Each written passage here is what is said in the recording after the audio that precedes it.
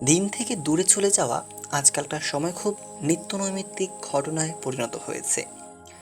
একদিন নিয়মিত সালাত আদায় করেছে, অশ্লীলতা থেকে দূরে থেকেছে, দৃষ্টির হেফাজত করেছে, কিন্তু হঠাৎ করে কী যে হলো, সালাতে এখন অনিয়মিত, অশ্লীলতার মাঝে হাবুডুবু এবং দৃষ্টি হেফাজতের কোনো বালাই পর্যন্ত নেই।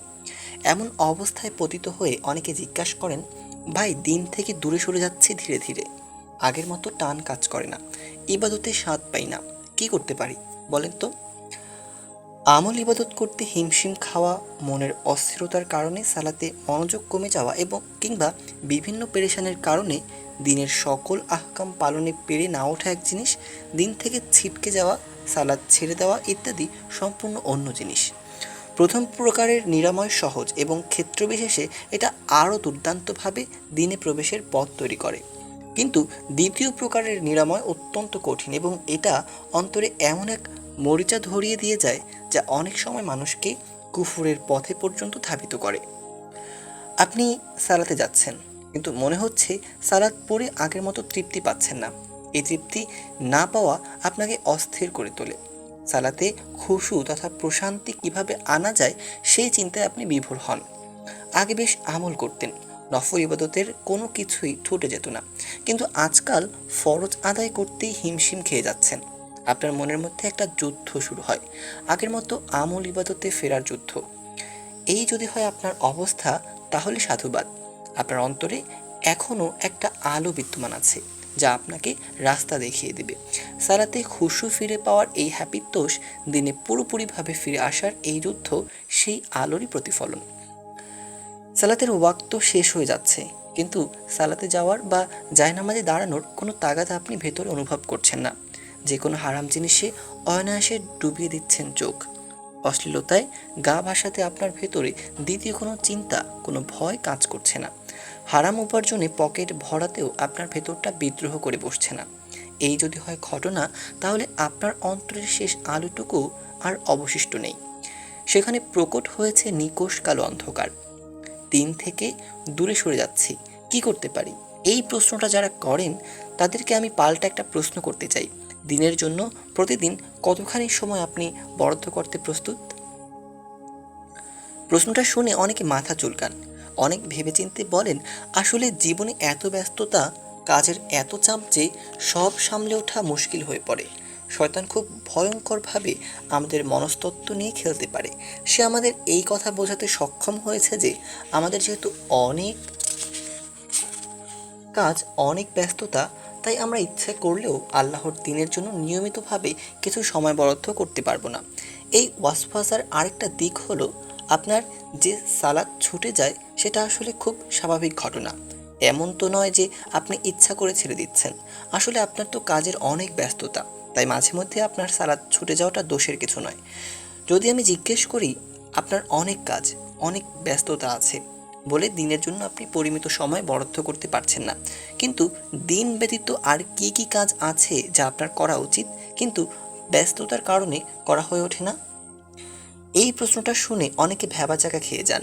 ভালো মতো দুইটা জিনিসের নামও বলতে পারেন না যা তার নিয়মিত করা উচিত, কিন্তু কাজের চাপে সেটা করা হয়ে ওঠে না। এটা নিদারুণ সত্য। সীমাহীন কাজের চাপ, অফুরান ব্যস্ততা, এই সমস্ত অজুহাতে আমাদের জীবনের কোনো কাজ কিন্তু আটকে থাকে না। আমাদের খাওয়া দাওয়া আটকে নেই, বেড়ানো আটকে নেই, পরিবার পরিজনকে সময় দেওয়া আটকে নেই, আড্ডাবাজি করা, নাটক সিনেমা দেখা, সোশ্যাল মিডিয়ায় সময় দেওয়া, ব্লগ করা, কন্টেন্ট তৈরি ইত্যাদি কোনো কিছু থেমে নেই কোথাও। শুধু যখনই আল্লাহ সুবহানাহু ওয়া তাআলার দিনের বিষয়টা সামনে আসে, তখনই আমাদের সময় টানাটানি পড়ে যায়। অন্যথায় আর কোথাও কোনো ঝামেলা নেই, সব কিছু ঠিকঠাক স্বাভাবিক গতিতেই চলছে। এই ধরনের বাতুল চিন্তা শয়তান কখন আমাদের গেলাতে পারে জানেন? যখন আমরা দিনটাকে প্রায়োরিটি তালিকায় না রেখে অপশনাল তালিকায় রাখবো। পালন করা গেলে ভালো, না করা গেলে খুব ক্ষতির কিছু নেই, আমি তো চেষ্টা করেছি, এমন চিন্তা। কিন্তু আল্লাহর দিন কি আপনার জীবনে এমন কিছু যা পালন করা না গেলে আপনার তেমন কোনো ক্ষতি নেই? নাকি দিনকে নিজের জীবনে জায়গা না দেওয়া মানে আপনার জীবনটাকেই ধ্বংসের মুখে নিয়ে যাওয়া? প্রশ্নটা আমরা নিজেদের করতে পারি। দিন থেকে দূরে সরে যাওয়া, এই কথাটার জন্য আরেকটা অর্থ হলো দিনকে সময় না দেওয়া। এই সমস্যা যাদের মাঝে দেখেছি, তাদের শতভাগের জীবনেই একটা জিনিস প্রকট, প্রত্যাহিক জীবনে দিনের জন্য তারা কোনো সময় বরাদ্দ রাখে না। ধরুন যে আপনার ইচ্ছা হলো আপনি ইলন মাস্কের মতো বিলিয়নিয়ার হবেন, কারি টাকা উপার্জন করবেন, কিন্তু এই কারি টাকার মালিক হওয়ার জন্য কি শুধু ইচ্ছা পোষণ করাটা যথেষ্ট? ইলন মাস্ক হওয়ার ইচ্ছা পোষণ করার পরের দিন যদি দুপুর 12টায় আপনার ঘুম ভাঙে, যদি সোশ্যাল মিডিয়া স্ক্রলিং থেকে রাতের 1:30-2টার আগে আপনি বেরোতে না পারেন, একটা টং দোকানে দিয়েও তো আপনি সফলতা পাবেন না। ইলন মাস্ক হওয়া তো বহু দূরের স্বপ্ন। প্রতিটা স্বপ্ন পূরণের জন্য পর্যাপ্ত সময় বরাদ্দ রাখতে হয়।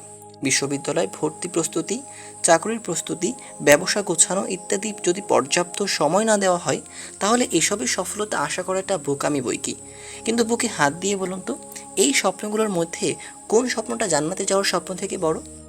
কোন ইচ্ছাটা আখিরাতে নবীজি সাল্লাল্লাহু আলাইহি সাল্লামের হাত থেকে হাউজে কাউসারের পানি পানের চেয়ে বেশি সুন্দর? স্বচক্ষে আল্লাহ সুবহানাহু ওয়া তাআলাকে দেখার চেয়ে মনোরম দৃশ্য আর কি হতে পারে? সুবহানাল্লাহি ওয়া বিহামদিহি। এই স্বপ্নগুলো জীবনের চেয়েও বড় নয় কি? তাহলে এই স্বপ্নগুলো পূরণে প্রতিদিন আমাদের ঠিক কী পরিমাণ সময় বরাদ্দ রাখা উচিত? সংসারে পর্যাপ্ত সময় না দিলে স্বামী স্ত্রীর মধ্যে ডিভোর্স হয়ে যায়। সন্তানদের পর্যাপ্ত সময় না দিলে সেসব সন্তান বকে যায়। ব্যবসায় পর্যাপ্ত সময় না দিলে সেই ব্যবসা মুখ থুবড়ে পড়ে। এমনকি বারান্দার টবে থাকা গাছের যদি নিয়মিত পরিচর্যা করা না হয়, একদিন দেখবেন সেই গাছ মরে শুকিয়ে গেছে। প্রতিটা সম্পর্ক এবং কাজ দিন শেষে দেওয়া না দেওয়ার উপর টিকে থাকে। যে সম্পর্কের যত বেশি সময় দেওয়া হয়, সেই সম্পর্ক তত মজবুত। যে সন্তান বাবা মায়ের বেশি সময় পায়, বাবা মায়ের সাথে তার সম্পর্কের গভীরতা তত বাড়ে। যে ব্যবসা যত বেশি সময় পায়, সেই ব্যবসা তত বেশি আলোর মুখ দেখে। এটাই পরীক্ষিত বাস্তবতা। দিনের বিষয়টাও এরকমই। আল্লাহ সুবহানাহু ওয়া তাআলার জন্য যদি আপনি সময় বরাদ্দ না রাখেন, যদি তিনি তার দেওয়া সময়ের সুতোকে আপনার দিক থেকে গুটিয়ে নেবেন, আল্লাহ সুবহানাহু ওয়া তাআলা যেখান থেকে সুতো গুটিয়ে ফেলেন, সে হৃদয়ে হয়ে ওঠে অন্ধকারের অভয়ারণ্য। এমন কলুষিত অন্ধকার অন্তর থেকে তিনি আমাদের পানাহ দিন। আমাদেরকে তার দিনের জন্য পর্যাপ্ত সময় বরাদ্দ করার, তার সৃষ্টিরাজি নিয়ে নিয়মিত চিন্তাভাবনা করার এবং তার সন্তুষ্টির জন্য নিয়মিত আমল ইবাদত করার তৌফিক দিন।